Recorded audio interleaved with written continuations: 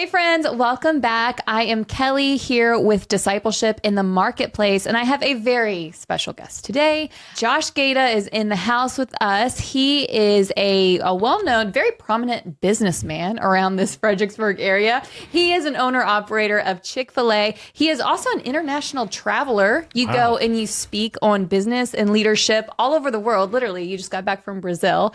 And in your spare time, you have helped plant a church up in Stafford, Virginia. So you have a lot going on. And then one, of course, my favorite titles that Josh has is my brother. So welcome to the show, my brother, Josh Gaita. Very, very accomplished in the business and ministry world. But I'm excited to have you and talk to you about your experience in discipleship, because you have a lot of expertise in a lot of different areas. You come from a very, obviously us growing up in church, growing up doing ministry together, and now you have taken on a church plant. You have been involved in a lot of different areas of ministry and business-wise, and mentoring other folks. So I am excited to talk to you about your experience and how you do use discipleship in the marketplace primarily, but your ministry background, of course, probably plays into that, and probably helps with that as well. So we're going to dive right into it. All right. Tell us, let's just get started a little bit with you though, your story, for those who don't know you as well as I do. Go ahead and give us a little background of what you do, how you got there, just a little bit of your background. Sure. Well, thanks for the introduction. I was wondering who you were talking about. And so you said my brother. And then I was like, okay, I guess it's me. Yeah, man, I sound amazing. So my story, as you've already kind of alluded to, got involved in business pretty early. Went to college at Christopher Newport University, graduated with a business administration degree. And through a series of events, really sort of divinely inspired events, I knew that Chick-fil-A was where I was going to go and what I was going to pursue. And I think that kind of came to fruition when really at 22, I became an owner operator of a Chick-fil-A restaurant. So right out of college, got into ownership of a restaurant. And that has happened before. It doesn't make me completely unique, but it definitely is not common in the Chick-fil-A system.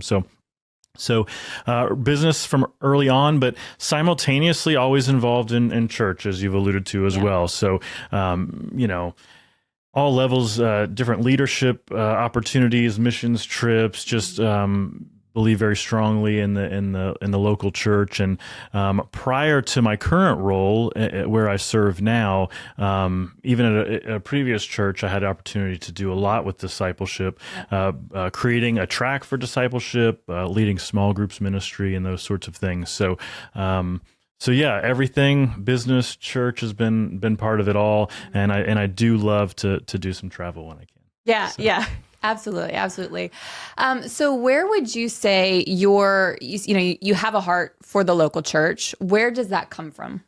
Yeah, well, the local church, the church is the bride of Christ. And so I think we can't have any serious conversation around faith and belief without including the local church. They're not perfect. Churches are made up of humans, right? People, and none of us are perfect. And so you're never going to find that perfect church, but it is the vehicle that God has given us to expand his kingdom in the earth. So a lot of great parachurch ministries, a lot of stuff going on there that's really healthy and good, but we can't forsake the local church. So, we started as kids, growing up in church, went to a great church, but at every when I was in middle school, I was helping out with the elementary kids. When I was in high school, you're helping out with the middle school kids, and just always involved. And so I think that was just, at an early age, church was a big part of life. And thankfully I didn't have that experience that so many have. You get to college or something and it's like, okay, that was my childhood. Now I'm going to figure things out. Because it was real, when you see God move and do different things, you can't really deny it. So for me, it wasn't just a belief system. It was something that was very real. And so it definitely kept me pursuing that. And so God's been a very big part. My faith journey has been part of my business journey. The stories are too numerous to talk about in this one moment or this one episode here. But there have been moments all along my business journey where I said God showed up there. And so it's not like I'm doing this alone, and certainly the stamina to do everything is not just me willing it, right? Like there's right. Because you're a busy guy. I'm very busy. You have a family, our beloved family members. Yes. Our family. So many things. Yeah. So I should mention that I'm married. Yes. I should mention I'm married. Yes. Chelsea, 21 years. Congratulations. 21 years. And then 3 kids, three beautiful girls, 14 to 10. So yeah, life is very, very full. We love them so much. All 4 of them. Okay. So growing up, very involved in church, both were. Who would you say was someone who made an impact on you in the way of like discipleship? Because obviously you're saying like, I'm in middle school, I'm helping the elementary school, I'm in high school. So you're seeing someone, you're modeling your life and what you're doing after someone who's teaching you to do this. Who would you say was someone that came alongside of you and raised you up as a leader? Yeah, no, it's really good. Good question. And man, I haven't really thought about this, but instantly when you ask that question, especially in the earlier years, I would say it would be hard to not mention some of our pastors and people that, right? So first pastor, children's pastor, Dwayne Swanson. Yes. What was great, and I'll talk about another one here in a minute, but what was great was there was the opportunity to lead. So I think as we're having this broader discipleship conversation, it's not just sitting at lectures all the time. Yes. Right. Good. Discipleship is you're following somebody, you're learning something, but you also get to practice these things. And so to be in 6th grade or 7th grade and have leadership opportunities within we had a kids church, it was a large church. And so kids had their own service during the Sunday morning. And to be able to help and lead in that capacity, I mean, as a 6th or 7th grader, I'm not a skilled leader by any stretch of the imagination, but the ministry there sort of empowered us to not just listen, but to then practice what we were being taught. And so certainly Dwayne Swanson was big. Summer camps that we would do, and of course had the pleasure of growing up with his kids, and just so I think early on he definitely helped shape some of that. And there were times too. Then, of course, moving on from that, Mike Furlong, our youth pastor. And one thing I'll say, there's so much I could say, but there's always opportunity. There was also always this engagement into ministry. They were examples. You could kind of look up to them. But neither one of them, I think, were afraid to also, I don't know, for lack of better terminology, really call out your weak areas. So there are a couple moments. I mean, there's one mission trip I remember specifically. This would be later on, where I remember there was a moment where, well, there's a whole story there. But I want to hear. Do tell. This is getting juicy early on. Okay. No, there was a. I just remember there was a moment. We went to the UK, and we had to stay at people's homes. So we're teenagers, know, and we're going to, they're splitting us up, and we're staying at people's homes that were willing to host us. And I remember the person that I was rooming with, we didn't get along that well. Okay. So, so there started to be just some annoyance on the trip. Between each other. And I just remember, as a kid, I don't remember it being that bad. Like in the moment, I probably didn't think there was anything terribly wrong, but I guess maybe whoever was observing it could tell there was an issue there because, Pastor Mike had to come and say, hey, you got to get this together or, get this straight. I don't remember all the details of that conversation, but I just remember there was that. And there was another time but I think that's part of the discipleship. It's not all this, everything's great, and I just encourage, and you can do no wrong. Right. It's like, hey, all these things are great, but hey, you need to work on this area over here. And so both of those gentlemen being pastors in my life, they obviously had earned the right to speak into my life. I respected them both very much. And then beyond that, Kevin Harrison, who was my boss at Chick-fil-A when I started working there, a very similar thing. I mean, just investing in me, teaching me the business, allowing me to grow, allowing me to fail. It was his business, so he had all the risk. But here's this teenage leader, young adult leader making decisions for a very successful business, and I'd like to think I made more positive decisions than negative, or that things worked out better. But he gave me the room to run and kind of trusted me with some decision making. Yeah. And so I think he's somebody who influenced me greatly, because that certainly impacts my leadership today. Sure. Yeah, all great men that you've talked about. I know them as well. And yeah, all great men, all great influences. So something that I find really interesting about that, I would say a lot of it, they're calling out greatness in you. They're providing opportunity for you to lead, for you to grow, for you to fail. But also they had built that trust with you because they had been spending time with you. Like we were hanging out with the families of those pastors. Like we knew them. They were always available to talk. In my experience with them, and I'm sure yours, I never felt like they were off limits to me. Like you could talk to them literally about anything, or just go throw the football with them. Like they were very hands-on. So a bit of, that's not extraordinary work in that sense. It is very just spending time investing in the relationship dynamic, which did give them room to speak into your life. Yeah. So discipleship isn't, I think a lot of times we put it's very intimidating type of thing, but discipleship does kind of wind up looking a little bit ordinary or everyday. And then it does get you to some maybe more extraordinary moments with them, but it was just those little things that built up over time. Yeah. So now you are in Chick-fil-A world. Mm-hmm. All right, we're going to bounce over there. And so based on the lessons that you learned growing up, coming through, and then, even Kevin Harrison that he taught you, now you're in business, kind of not so much, and well, you still do quite a lot of traveling and missions and things like that. So you're not even separating those, but how does discipleship for you, now that you're an owner operator, how does that translate into your business? Yeah, that's a great question. And this is, I love the worlds I'm in, because there are times where the business world is influencing the church. So my role in the church is administrative. I build systems and things like this.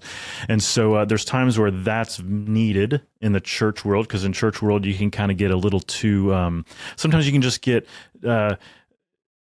too focused on the experience and how everybody feels. And there's a lot of vision and a lot of mission, but there's not a lot of substance to support all of that long term. And so I love that I can bring the business experience into that world. But then it moves the other direction too, where I'm in my business going, how can this be a place where the gospel can advance in a meaningful way? How can I impact the lives of my team and the customers that I have? And then all of a sudden, there's things from church world that are coming into the business side. So I love the worlds that I get to work in. But one thing for my business is years ago, I had made a decision that I was going to be super intentional about having an influence of faith in my restaurant. There's a lot of things as business owners that can limit us. I mean, you're afraid of the law because you're ignorant to it, or maybe it either way, but it's like, what does it say? Isn't there a separation of church and state? I don't know how that applies to my business, but isn't there something, we just know there's bad things that can happen when you mix, religious views with business. And so I think lots of times we are scared of things that aren't real. That there's some things out there that we've made up or we understand that aren't really true. I would never in an interview with a person ask about their religious beliefs. That's against the law. You can't do that. That can't be a discriminating factor. Right. However, once they're my employee and I have a relationship with them, there's no reason I can't sit down and have a meal with them and go, so tell me about your background. Yeah. There's nothing that stops me from doing that. Yes. And so, but I think we apply those employee rules or those fears of the application process, and we just carry that on. And so we never have, and I say we, I'm just speaking generally as maybe business folks, but we're worried about the lawyers. We're worried about the, what could happen. We're worried about people feeling like it's a hostile work environment. And the truth is, for all those things to happen, somebody just has to actually communicate that is what it is. But you don't need to project that on an environment that where it doesn't really exist. And so years ago, I was just like, I've got to figure something out here in the business. I'm a believer. I've been in church my whole life. I believe I run my business ethically. I believe we're a great place for people to work, especially young people. If it's their first job, we're not going to do anything that asks them to compromise their morals or their, values. Right. But there was a moment a few years back, actually just a couple years back. I had a conversation with one of my soon-to-be leaders, a young leader. He was a high schooler. He was getting ready to go off to college, and I remember just having a conversation with him. I knew he was a good Christian young man. He's got great character. That's why we were going to promote him into leadership, and so really, really solid young man. And so I remember asking him. I said, "Tell me about how your faith, how you interact with that in your school environment. You know, is it easy to evangelize in this day and age? We all know that over the last several years, there's just a lot of stuff going on, and sometimes being a Christian in education isn't the best thing you could do for your reputation or for your, you know, friend group or whatever." And so I was really curious, and I was just like, "So tell me about that." At your school, how do you interact? And his answer, and I'm paraphrasing, and you know, it was just simply like it just doesn't really happen at school. Oh, interesting. You know, and so I remember from our background, and maybe it was the tradition or the denomination we were raised in, but inviting people to church, evangelism, like this was all big value stuff for us. Absolutely. And I know this young man's character, and I have no question that he's a believer, and I really respect him. But it was a little bit of a shock to my spirit when I'm like, he's not looking for opportunities in his school to engage anybody with that faith conversation, right? Either because of maybe just I don't know, hesitation or insecurity about how to do that, or maybe it's because there's a reputation issue. I don't know, but for whatever reason, it wasn't a thing. Sure.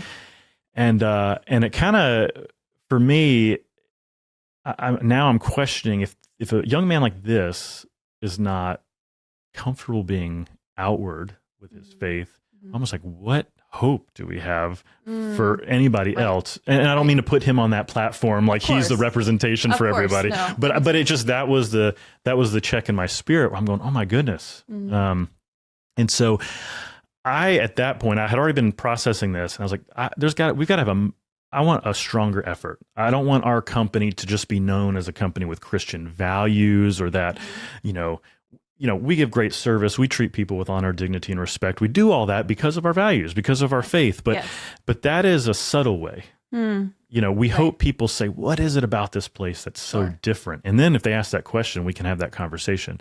And I think there's power in that. But I kind of wanted it to be a little bit more obvious. I kind of wanted it to be more overt. And so we started a couple things. We do annual staff meetings. We bring everybody together on a Sunday, and we talk about what's going on. But we said, we're going to start small groups. Ooh. Yeah, in our business. We're going to start. So now we're church language over into the. Yes, there it is. Now they were not. Everything wasn't a Bible study or something, but the idea was to build small groups of people, and maybe it's around an interest, or maybe it's around, you know, a book study, or maybe it is a Bible study, but let's just create some structure, and we'll start building something for the future. We brought in a chaplain service, so all of our staff has access to somebody. If they're in crisis or just need prayer for something or whatever, we have that person available at all times for our staff. That's great. And then we put a prayer request box in our lobby.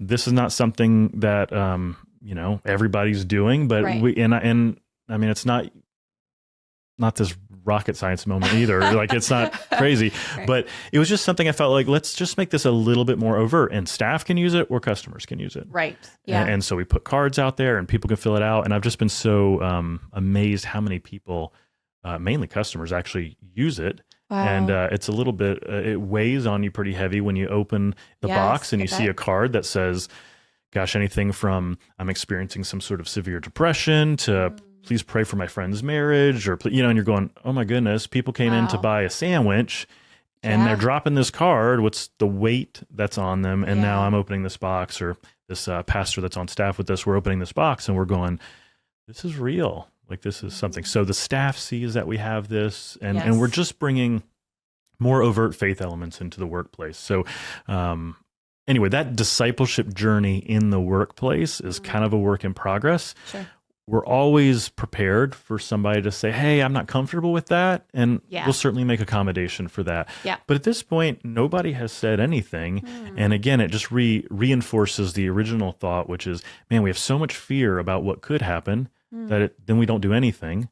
Yep. There it and is. how much missed opportunity and potential was there. So that's a little bit about our journey. We're still processing, still figuring it out. Have a heart to see it, grow in the restaurant, but we're still figuring out what that looks like. And I've got to be careful too. Just as the business owner, there's a weight there that if I come in and suggest something, or if I ask you, let's have a conversation, I'd love to get to know you. Tell me about your faith background or something like that. Yeah.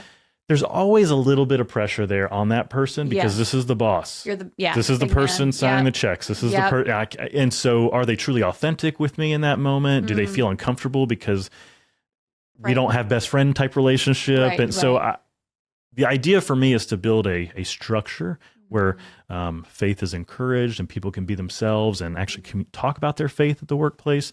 But I don't necessarily have to be the one driving every one of those conversations because I want it to be authentic. Right. And so I assume you are empowering your leaders who are also believers to like kind of trickle down, like to have those conversations and things like that. So again, everybody's different. Their background's different. Their belief system's different. Yeah. So not a direct order to say, share a Bible verse every day. That's not going to work. Yes. And again, we're ministering to people that are within our organization as well. So it's not like everybody who works there is on the same page. And but certainly that has come up at a meeting. Like, hey, if you see a customer that's having a tough day, if you see a team member that's having a tough day, it is okay if you need to take a moment to pray with them. It's okay if you need to take a moment to kind of help them process. So that's not a profitability-based decision, right? But it is like, these are people, and there's a bigger purpose than, selling sandwiches at the end of the day. Man, that's good stuff, Josh. It's really good. Okay, so these are some things that are going really well in your business and in discipleship. Has there ever been a time where you're like, I dropped the ball on that one? In discipleship, or that you thought it was going to turn out maybe a little bit differently? Because it's not just to look at it and go, I'm going to start discipling people and it's going to go great. Yeah. I don't know that I have a story of like a monumental failure where like something blew up in my face. Yeah. What kind of show is this? No. But I think what I shared, I think there was just a really dry period. Yeah. Like there was a point where I realized there was a need. I'm like, and then you start saying, oh my goodness, what have I been doing for the last 10 years? What have I been doing for I don't know that I would call it a failure, and you never want to live with regret, and we're all a work in progress. So the goal is not that you get to a place and you constantly look back and go, I was terrible back then. Yes. But I do think that there's missed opportunity there. I think there's been times I've tried to start things that just never took off. So I can definitely remember times, whether in the workplace or outside the workplace, where I'm like, let's do a small group and we're going to do this Bible study. And I've got all this passion, and then nobody shows up. Nobody's interested in it. Right. And then I'm like, was this the right thing? Was this just me? Was it, and so coming to terms with, whenever you're leading people, it's not this instant, you just step up in front of a crowd and say, follow me. And everybody's like, okay, I'll follow that guy. That's not how it works. There's credibility that's got to be built up. There's alignment. There's got to be a relationship there. And so those are lessons I've had to learn along the way, that I can say not everything I'm talking about now is kind of like the fruit of a lot of time, energy, and effort. And I was involved in discipleship stuff in church years and years before. So it took me a long time to figure out how to cross over that line between church world and business world. Right. So for someone that is in the marketplace and trying to think through, how can I be more intentional with my employees, with my customers? Maybe they don't have a lot of employees or a lot of customers. Like, what would you say would be maybe their top 3 ways to get started, or top 3 things to consider to advance in that? Yeah. That's a good question. Top 3. Okay, a couple thoughts that come to mind. One is, I think before you get too excited about a program, or creating a structure that's going to have all this, weight that's got to be upheld to make it work. One thing we talk about in our business and in church, but is this concept that every life has a story. Okay, so we'll show brand new people this video. Okay. And the purpose of that is so that our team views our guest as people. These aren't just numbers. These aren't just the next sandwich or the next fry. These are people, and all of their needs may be different. Okay. They're all coming here because they want good food, but their actual need on that particular day may be different. Somebody just might be looking for a comfortable place to sit. They want to be around good people and have a nice person come check in on them. Yeah. Some people, it could just truly be the food, or maybe it's their first hot meal. They've been in the hospital with a loved one for 3 days, and then now, I just got a chance to get out, and I'm coming to get my Chick-fil-A sandwich. Right. And that story has happened multiple times. And so you start looking at people as people. And I think that allows you to start asking questions and building that relationship. I don't think you're going to be able to disciple somebody without forming some sort of relationship first. Absolutely. And so that works in and outside the marketplace. Another thought I have, and I don't know if it totally fits the question you've asked, but I had this thought this morning. Discipleship is a very intentional, real thing. I believe it's a one-on-one thing, or a one-on a few thing. Sure. There isn't a model for discipleship that is blasting out a message to a large group of people and hoping it sticks, or something like that. So I say that because I think where we are in our culture and just how we think and process, because I think discipleship as it looked in Scripture, and probably discipleship as it would work today is rare. It's hard to find. Yeah. But we feel really good when we can go on social media and we can put our quote of the day, right? Yeah, or we can love quotes of the day. We love the quotes of the day. We love the verse. We just pop on there, and there's nothing wrong with that. Please keep doing that if you like doing that. It's encouraging. Please encourage. But that's not discipleship. Yeah. That is something different entirely. Absolutely.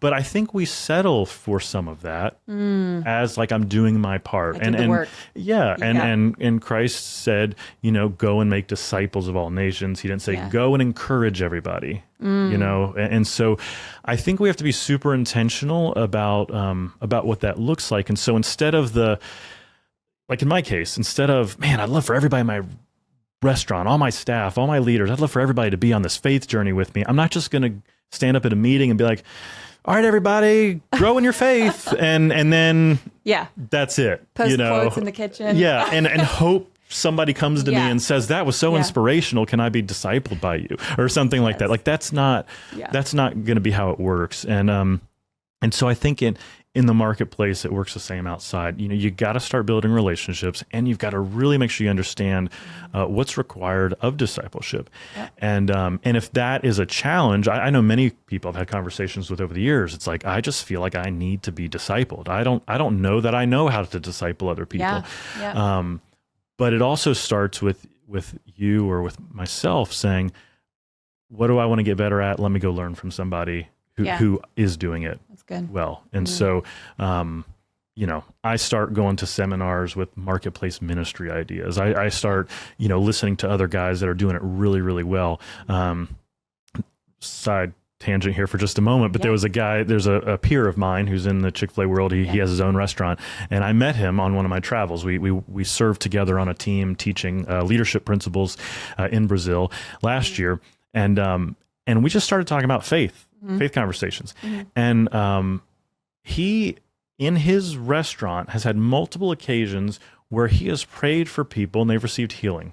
Whoa. Like in his, and on video. You're not just getting waffle fries, folks. You're getting a prayer and a healing. Yes, I don't operate with that gifting, I don't think. I'm happy to pray for anybody, and if it happens, it happens. But it just kind of blew my mind a little bit. Yes. And so he's sharing these stories, and I'm just like eating them up, like, oh, this is awesome, awesome. And then he pulls out his phone and he shows me a video. Because we all have cameras in our, we're watching for safety things, and he showed me this lady who had a boot on her leg, and she I can't remember if she broke her ankle or something happened to that effect, and she's sitting there with her daughter who had kind of helped her, she's helping her walk and all this sort of stuff, and they're sitting at this high top table. He starts a conversation with them. He prays over this lady. Then she stands up and she starts walking around his dining room. Oh my gosh. So talk about like the separation. There is no separation between the sacred and the secular. You know, we're believers. We take that with us everywhere we go. And I would have to think his employees think that there's some real dynamic to his faith. Yeah. So he's demonstrating something. Yeah. And then they see it, and then I'm going, tell me about what just happened there. Or, hey, can you pray for me? I've got an issue, right? So I think as we think about marketplace people, we got to make sure that there's not this line we've created that our Sunday is over here and our work day is over here. There is a way to blend them. And I even hate talking about blending them because we're still almost talking about them as two separate things that we have to merge. It is just, we are people of faith and we carry that with us everywhere we go. And so, so hopefully that kind of answered that question a little bit. I feel like I jumped all over the place. No, that was great. That was, slam dunk, home run. Okay, true or false? The statement: you should always be discipling someone, and someone should always be discipling you. Yeah, I tend to agree with that statement. Okay, are you currently living that out?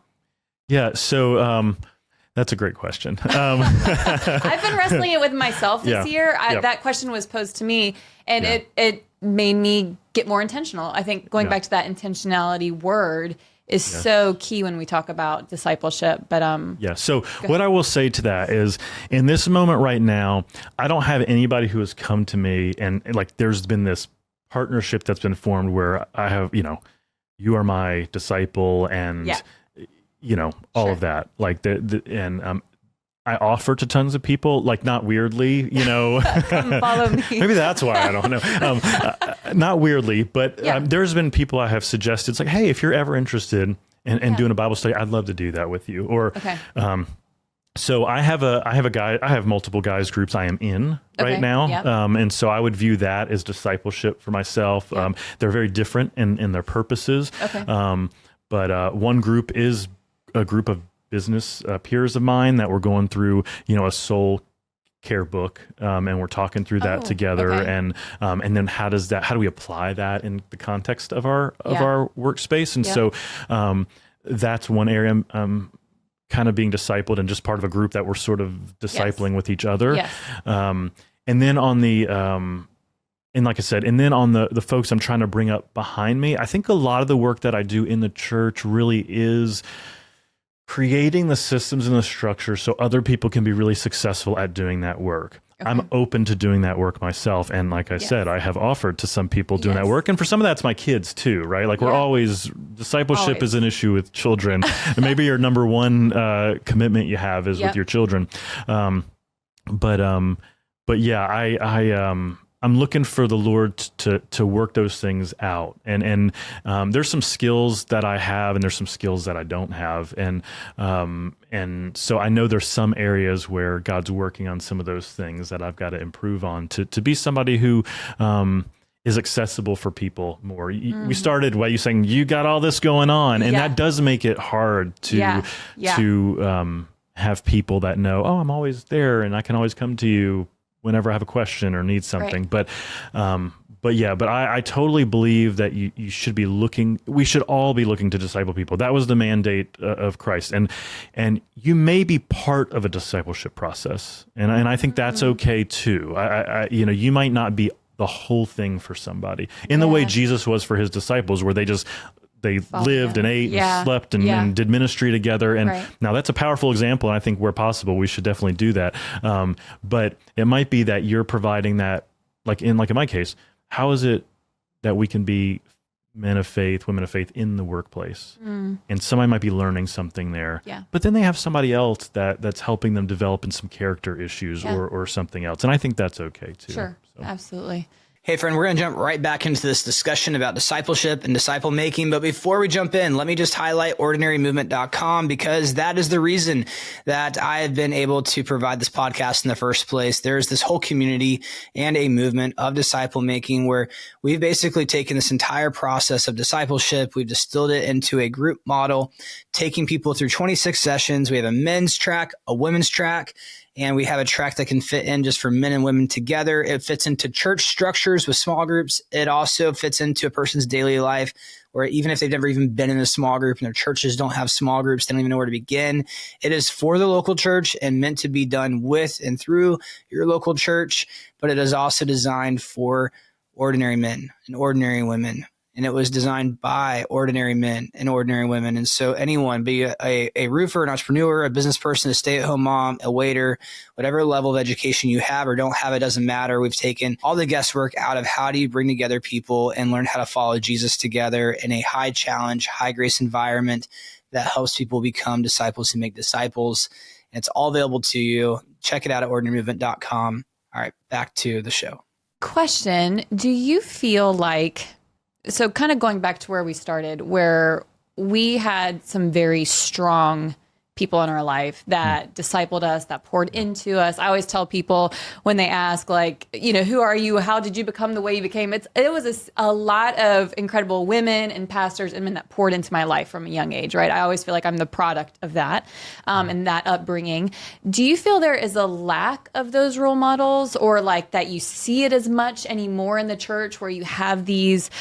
We had some family friends, like every time we got together for dinner with them, they'd always be very intentional in asking us questions, and they were there to dine out with our parents, but they were very big into pouring into us as well. So do you find that element is kind of not as strong or not as profound in the church anymore? Like there is a generation of maybe the older generation isn't really looking to do that anymore, or is it, would you speak to that? Do you think that discipleship from that older generation, do you think there's a lack there, or do you still see it? And wow, this is a really is it a loaded speculative question? So let me everywhere we can't. Yeah, correct. Yeah, I would say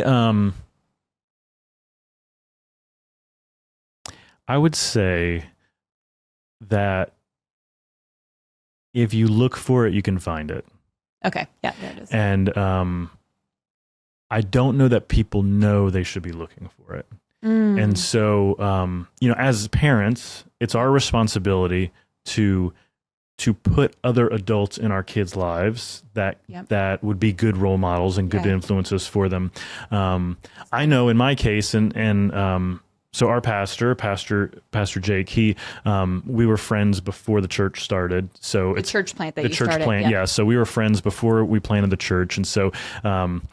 I'm going to talk about him not as a pastor, but just as a friend. And that is, he never has a problem asking my kids questions. You know what I mean? And so that's not because he's a pastor. It's because he's just somebody who's generally interested in my kids. And he's somebody who I think sees his potential as a role model for our kids.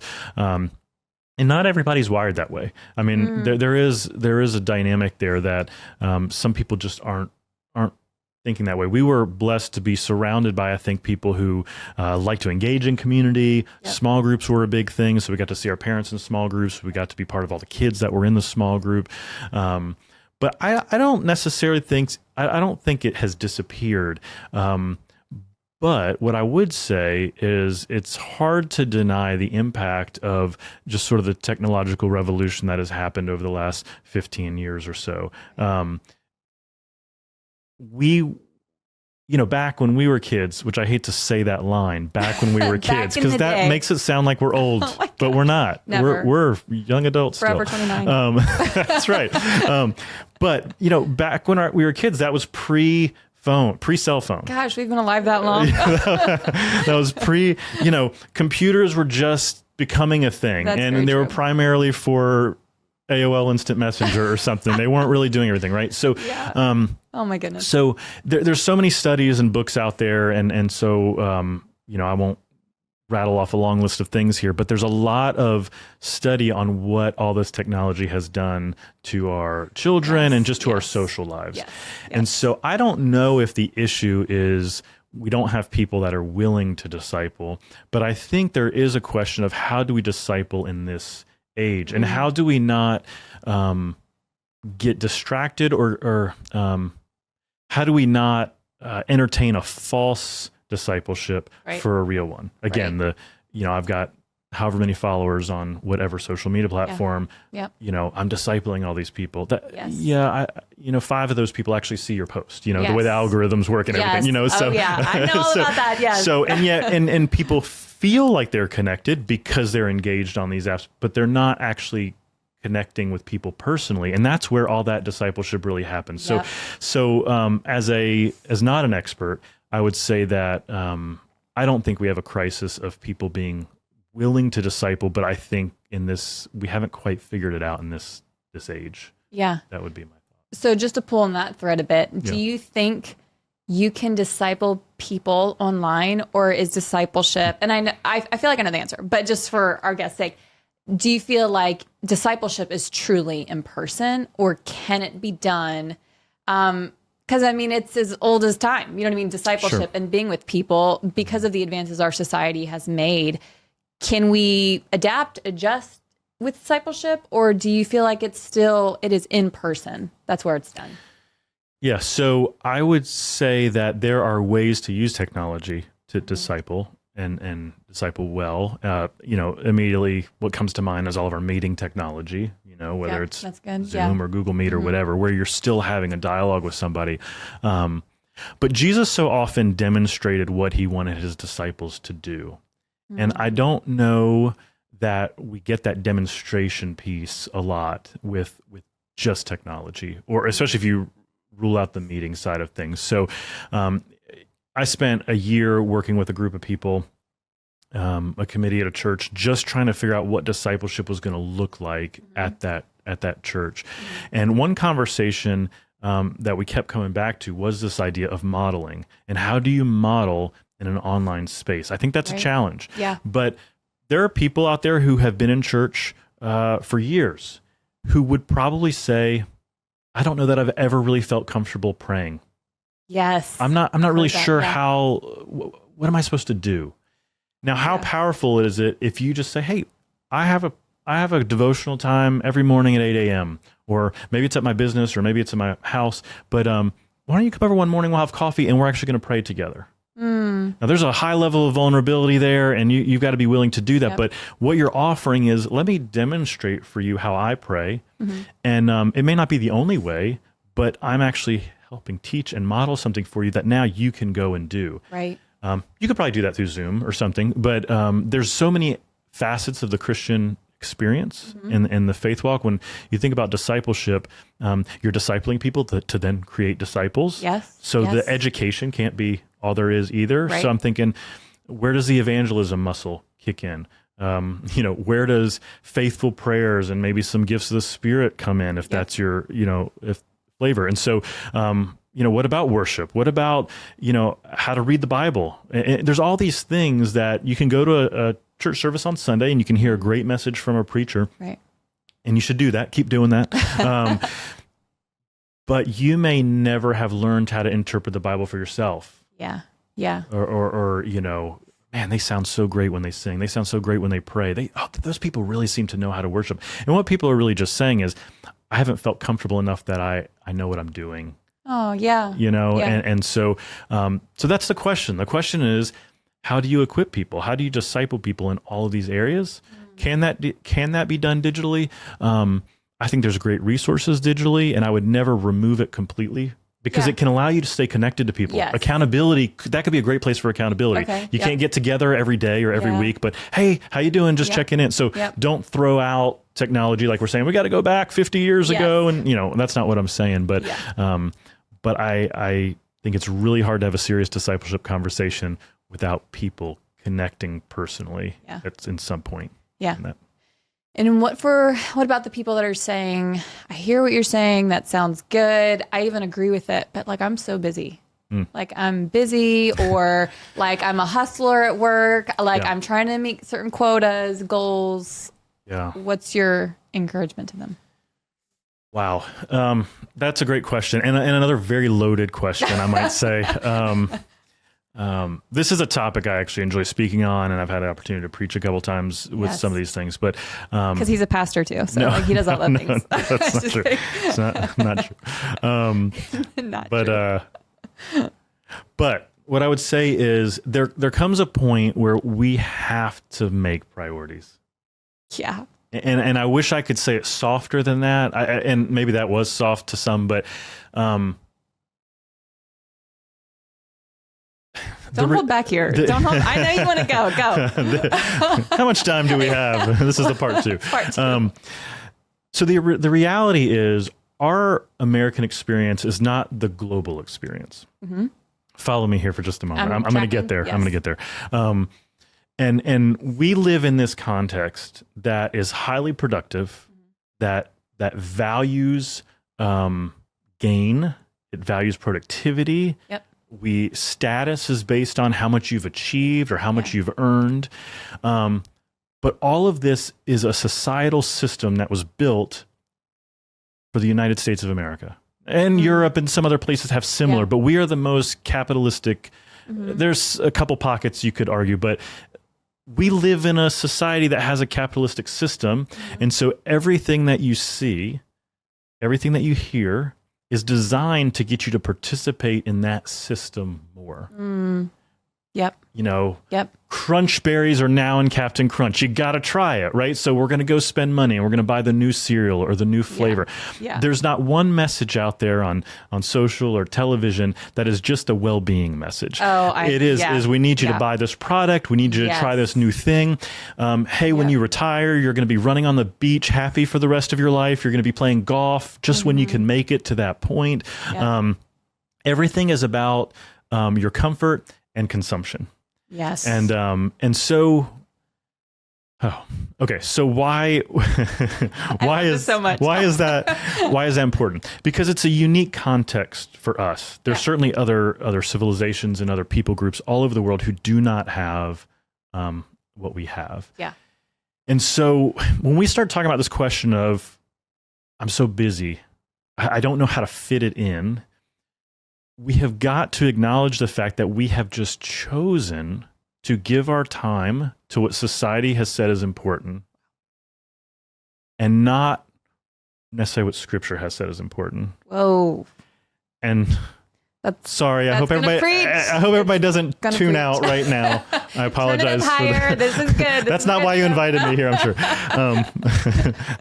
Part of this will be spoken Sunday. I've got a message. So this is all very fresh. I'm speaking this Sunday, but so the timing is great. But so it does come now. Let me back off just a little bit. Let me back off that a little bit. I am not saying that you have to go to every single meeting that a church creates, or you have to spend every waking moment in a Bible study or worship experience or gathering.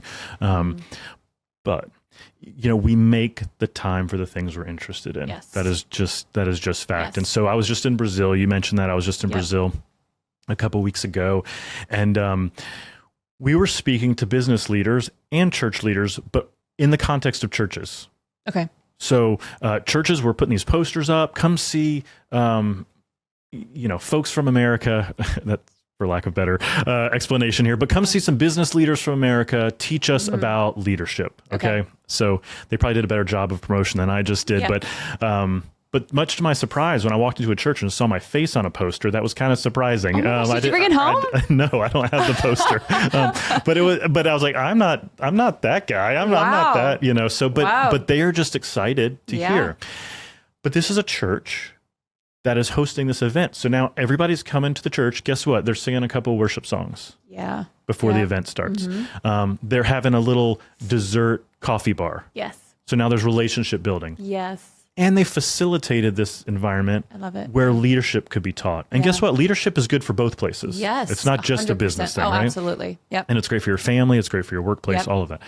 And in the church. So I learned from some of the pastors and some of the people there that in Brazil, people definitely have their church they go to. But if you wanted to, you could be at a church every single night of the week. Okay. Like churches have multiple services throughout the week. Yeah. Different churches have different things on different nights. Okay. And for a lot of people, their evenings are, I'm going to find a church to go to for whatever activity happens to be going on. Wow. Now, part of that is cultural. Part of that is because they don't quite have, at least the places that I went, they don't have quite all the options that we have. When I've got the movie theater and the bowling alley and the whatever right down the road, Yeah. all the TV options, everything. Yes. But the reality is they still made a choice to do that. And so I'm not suggesting that we have to be in a church facility every single night. But we do make time for the things that we say are important. And so if you are going to disciple somebody, or if you are going to be discipled by somebody, you've got to establish time in your schedule. And at some point, you have to say that the race that we're on in life, this economic race, the rat race, whatever you want to call it, at some point, you have to say, I'm going to kind of step out of that for an hour or for a day or whatever it may be, and I'm going to engage the spiritual element. I'm going to see what God has for me, because that's one of the other challenging things. So many people are like, I don't hear God. I don't know what God has to say. It's like, if you never stop to listen, what do you expect to happen? And if your only time is that 2-hour block on Sunday or less, that's going to be good. And it's going to keep you motivated. It's going to be like, I'm still a Christian. But are you ever going to feel equipped enough to disciple somebody, which is the mandate? Are you ever going to feel like your prayer life is robust and powerful? Do you feel, anyway, so you got to make time. And that's going to be different for everybody. That's going to be different for everybody. Yeah, absolutely. So there's not a blanket solution. I'm not going to preach a certain time every day or whatever, but there really is no other answer to that question. In my view, busyness is just, everybody's busy. Yeah. Busyness is just a word we use to say that we have spent all our time. And so we just got to make good decisions on how we spend that time. Yeah. I once heard a quote that says, like, instead of saying I'm busy, say I'm choosing not to do that. So it's like, I'm too busy to have a quiet time. It's like, I'm choosing not to have a quiet time. Absolutely. So it comes down to, I think this whole conversation, just that theme of being intentional, there's intentionality personally, personal responsibility, intentionally making time in your day, in your life for the Holy Spirit to move, for you to see people. But then you have to be intentional, workplace, church, wherever you're at, if you are going to engage in this. And this isn't just like a good thing to do. Right. This is like the point. Yeah, absolutely. I mean, if you have that discipling relationship with somebody where you are discipling somebody, this would absolutely be an area where you would have a conversation and say, how are you spending your time? Right. And let me encourage you to spend it maybe a little differently, or make some different choices on how you spend that time. And don't confuse, I was going to use the word busyness, but I want to not use that since we've used it a couple times. Full plate. Even if it's ministry related, don't confuse that full plate as a robust relationship with God. So you can do a lot of work that we would call busy work, but it's not bearing fruit as well. So again, I want to just be careful here that folks don't walk away thinking, I need to flip my whole schedule, and maybe I'll work 5 hours a week and be, doing all this church stuff 50 hours a week. I know that's an exaggeration, but it needs to be meaningful and it needs to bear fruit. And work is a real thing. Work is biblical. Work is scriptural. So we're not saying don't work at all. But what we're saying is there's an amount of time you have to set aside for your own growth. And so going back to this discipleship conversation, we can get caught with, I don't have a discipler. I don't know. Is anybody out there willing to disciple me? And we can those are good questions, but it's got to start a little bit with our own drive and self-motivation. Yes. So if I'm not willing to pick up scripture and let that disciple me to some extent, or, gosh, I'm driving to work. Instead of listening to whatever on the radio, if anybody still listens to the radio, I don't know. Gosh, dating myself again. Wait, you still have the tape in your car. That's not relevant to this discussion. I have an old enough vehicle that there's a tape player and a CD player in there. I'm going to lose my total train of thought on that one. Yes.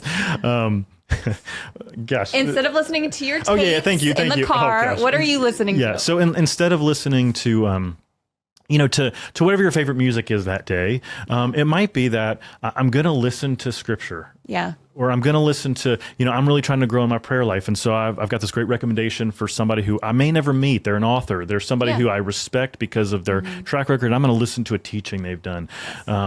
There's ways to insert and you definitely need a personal discipler. You need Yeah. that personal relationship, Yeah. but don't discount all of the other resources that are available to us Yeah. that can really help in your journey. Yeah, that's so good.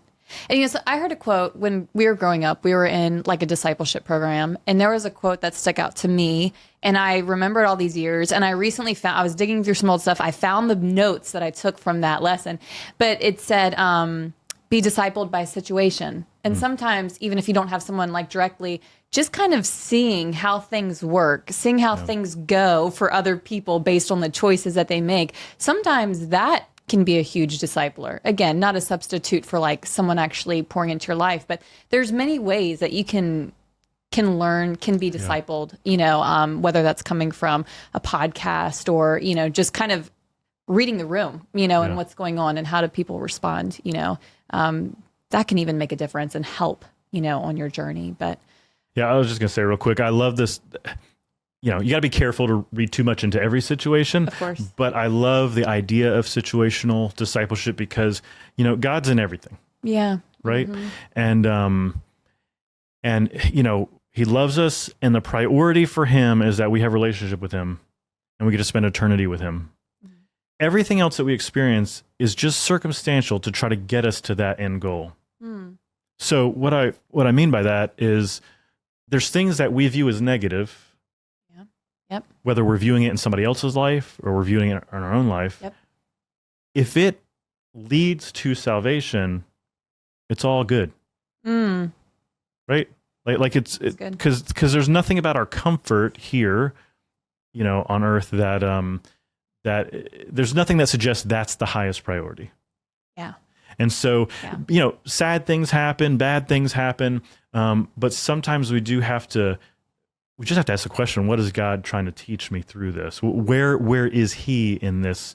And I've certainly seen, tragic circumstances where something, happens over here, and then there's this indirect benefit over here, whether it's somebody restoring relationships or somebody coming to Christ or whatever it may be. Right. And while it's never a comfortable conversation to have, there's this dynamic you got to contemplate. Yeah. Does God love us so much that he would allow bad things to happen just to make sure that we come to him? Like that's the highest priority. So, and that's just hard for us to really comprehend because we're always, podcast. That's a whole nother podcast. You can cut that from this one because that's going to start a whole nother can of worms. We finished your I think that's good. No, it's okay. Okay. Yeah.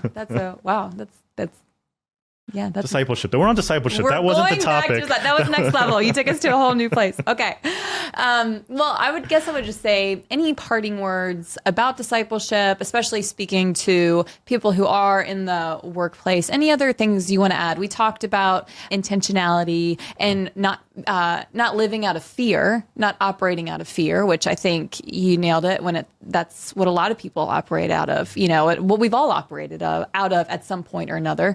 And really just seeing people, going through the process of seeing people that you can minister to, that you can disciple, and even being intentional and looking for that yourself. Like, who is doing the thing that I want to do? Who has a spiritual life that I'd want to model, and watching them and reaching out to them.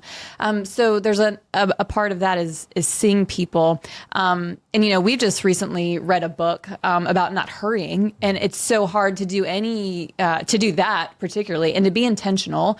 If you are in this state of, I'm busy, I'm hurrying, my life is a constant hustle mode, there has to be a bit of slowing down. Do you feel like you are kind of in a season like that where you are being more intentional and slowing down to see people like, or where do you feel like you're at on that journey? Yeah, I think the heart of that book, The Ruthless Elimination of Hurry, right? Yes, John Mark Comer. We'll recommend that. I think the heart of that really is intentionality. And so if you're an outsider looking at my schedule, you're going, that guy needs to read that book. I have read the book. I did recommend it to him. That was me that recommended it to him. I have read the book. Because pace isn't necessarily the issue, but the issue is, are we using our time the way God intends us to use our time? Yeah. And so I find myself trying to be extremely intentional with my time. I had a 3-week back-to-back excursion recently where I was at a church conference. It was necessary. We got to connect with our larger church family. Our church has locations in multiple states and things. And so, catch the vision, get excited for what's going on in the ministry. And then I followed that with a Brazil trip just a couple days later where I got to teach leadership. And I get a lot of life out of that. To me, that's not busy. That's not like I'm just filling time. It's the conversations I have are truly life-giving. And then the fact that we're helping people feels like a ministry. It feels like part of ministry. And then I came right back and flew to Toronto for a business trip, and learned from some other Chick-fil-A's in Canada, and met some great operators up there who are doing wonderful things in a brand new market. And so for me, the schedule being full isn't the total issue, but if the schedule being full prevents you from engaging with the Holy Spirit, from having quiet times, that's when there's a problem. And some of what I do is actually fueling that. Right. And so I don't live on that schedule all the time. Right now, you just caught me at a window of that.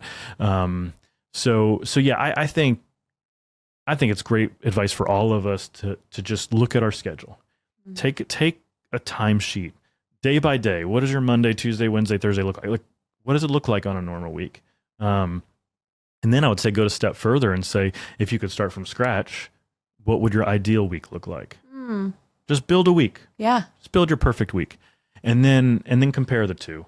And where possible, you can decide or not decide to make some changes to have the week that you feel like you've just got stuck in, you can make some changes to move it to more of your ideal week. So that would be one maybe piece of advice I'd give. Look, discipleship is a necessity. I've said it multiple times. It's the mandate. It's the mandate. And if you don't feel equipped to help lead others in some area, put yourself under somebody else. Get discipled now, because there's an urgency. Like, people are really going to hell. There's a very real need for God to really invade the marketplace, to invade our communities, for that influence to be there. And so don't look at it as a failure if you haven't done 10 different things this week to try to disciple people. But start now and have somebody walk you through those steps, and then immediately do them for somebody else. It's one of the reasons I actually love teaching. It's not the teaching part, but I always find I'm more engaged in Scripture. God's speaking to me more when I'm preparing for something than when not. So for years and years, we hosted small groups for years and years at our home, and preparing for those nights. You're reading Scripture and you're thinking about how the discussion's going to go. And for somebody like with my personality, that was great. Like, I loved it. For other people, that's daunting, and they're like, "Oh, I would stress out." Right. I get it. Like, everybody's not doing the exact same thing. Sure. But for me, putting snacks out and getting the living room set up and making sure the house is clean, and what are the kids going to do? There's all these obstacles to hosting a group at your home. But I can say, for me, there was so much life in it because of my personal connection. And I felt like I was more engaged and, more on fire, because I had to have those connections to be prepared for that small group. So as you're going through the discipleship journey, as soon as you hear something, as soon as you learn something, go ahead and start teaching. You don't have to become a 4-year college graduate to start teaching something. Right. And the last thing I would say is, you can be upfront with your shortcomings as well. You don't pretend to be an expert. Don't just, I'm on this journey too, but hey, I'd love for you to join me. Let's talk about this. And one thing that has always benefited me is when I do come to a point where there's a question, and I'm like, I don't know the answer to that, or you do have those people you can go to. Right. They might not be the people who are discipling you. Maybe it is your mentor, disciple, or that you just keep going to them. But in some cases, I remember this pastor from years ago that we didn't have much interaction outside of church on Sunday or whatever, but I knew if I got stuck, like I needed to understand something, I'd call him up, say, hey, can we just get together for coffee? I don't understand X. Some scriptural, issue that I couldn't reconcile in my own mind. And he would always, oh, yeah, let's get together. And so that was kind of, Awesome. a little bit of a mentor there, but not in the sense like we rarely got together, but it was like he was always on call if I'm like, I need something. And so have those people that you feel like you can go to and just be honest about where you are in the journey. Awesome. Man, so many great thoughts, Josh. Thank you. Hopefully it's helpful. Oh man, I'm just, gleaning so much. So thank you for sharing with our audience today. Great to have you. We'll do it again sometime. All right. Sounds good. This was like super fun.